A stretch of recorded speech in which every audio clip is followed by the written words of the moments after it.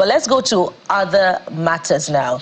And the police commissioner in Lagos has doubled down on his decision to declare Mr. Omoyele Sowore, that's human rights activist and presidential candidate in the 2023 election, wanted over public disturbance, which was carried out on the 3rd Mainland Bridge on September the 9th, I believe.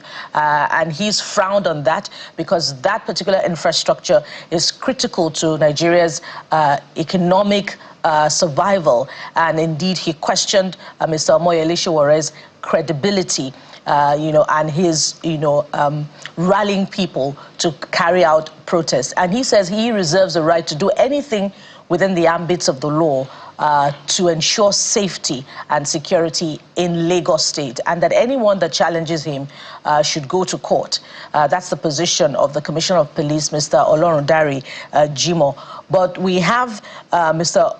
Omoyele Sowore's legal counsel this morning to join us on the program to talk more about this. Let's welcome Mr. Omoyele Sowore's legal counsel in the person of Mr.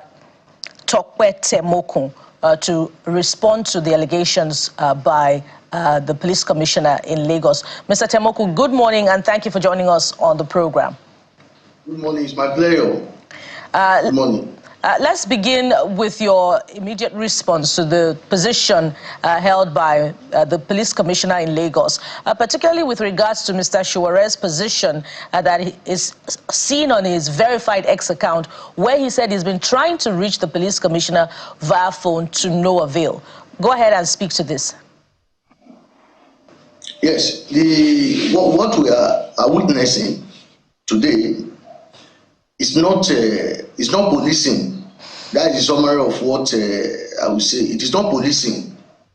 The background to what transpired on the 3rd of November, that is the declaration made by the Commissioner of Police, started on the 27th of October 2025. On the 27th of October 2025, Mr. Omoyele Sowore was in Abuja. After the Free Nnamdi Kanu protest, he was arrested. He was arraigned, he was remanded. He was still in Abuja. In fact, he was still in Kuje prison. And Commissioner of Police was acting on rumors. He was the one that obviously invited Omoyele Sowore to Lagos. He was acting on rumors. He stood behind the camera and he said that Omoyele Sowore is not welcome in Lagos. The video is there. It's all over the internet. For a whole commissioner of police to stand behind the camera and pronounce a citizen that is not welcome in Lagos, that is not policing, that is not law enforcing. It is just like, it's recklessness. And if ordinarily there is any apprehension that there's going to be a protest anywhere, and you have now seen Omoyele Sowore as the leading voice of protesting Nigerians, it is not by standing around 3rd Mainland Bridge and be telling him, somebody in Abuja, that is not welcome. So even at that alone, the Commissioner of Police has breached the law. That is a breach of right to freedom of movement that is in the Constitution that created the office of the Commissioner of Police. On the 3rd of November, he still stood behind the camera and said that he hereby declared Omoyele Sowore wanted.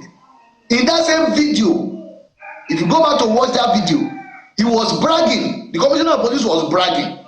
He said that Mr. Omoyele Sowore was in his car, that he was there doing video, that he should dare them to step down, that if he should step down, then they will teach him lesson in Lagos.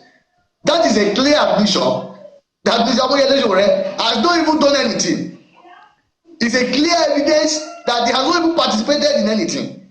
Because even in that video, as he was making that video, police were busy shelling Oroshogi people who were protesting with tear gas canisters. So people were running helter-skelter.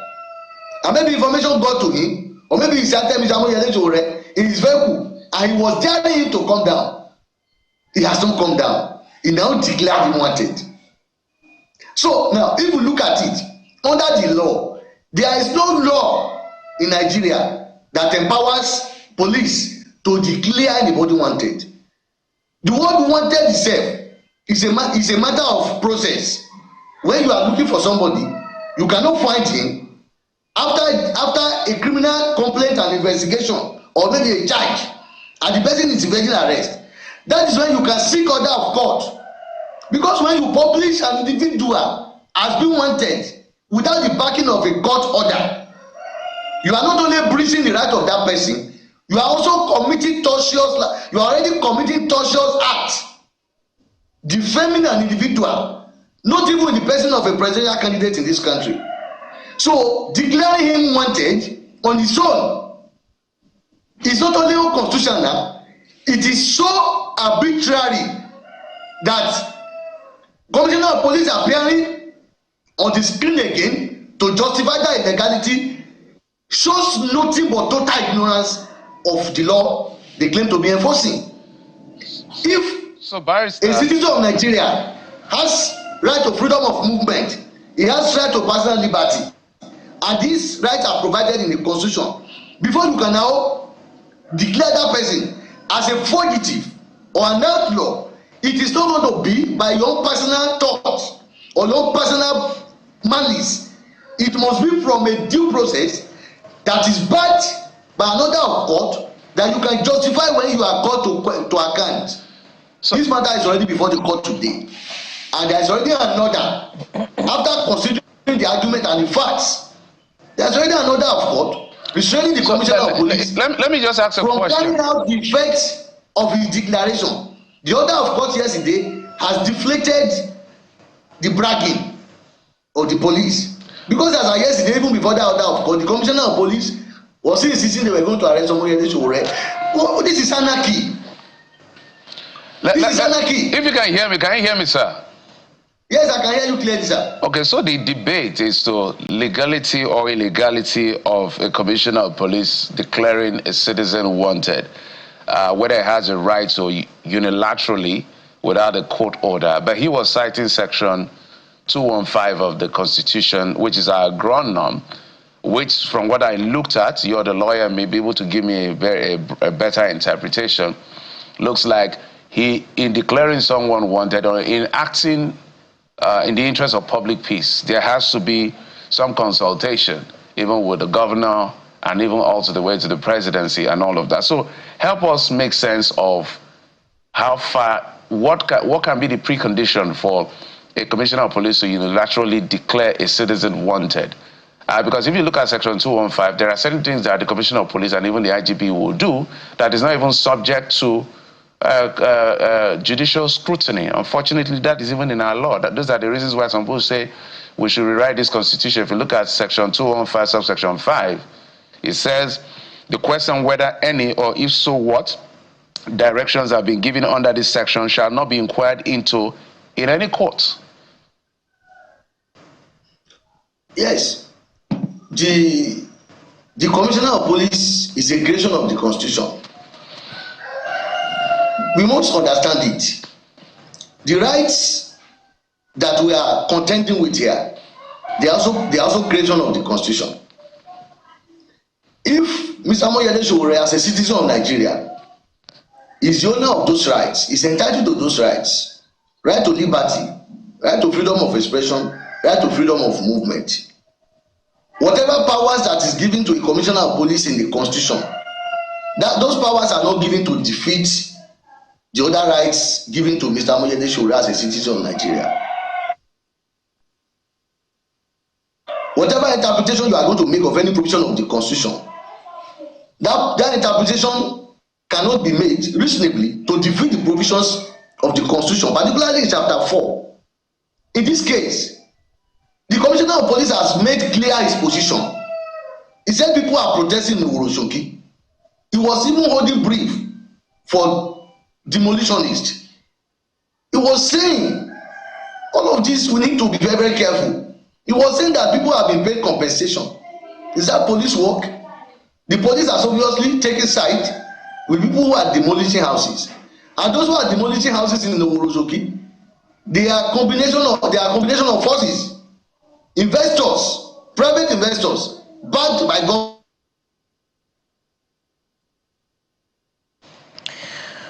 Oh dear. Comment. Then who is the government police serving? Who is he serving?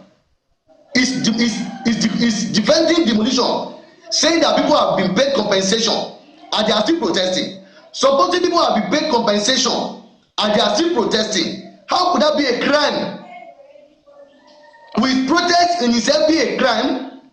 Can we criminalize protest because there is a grievance from a civil relation?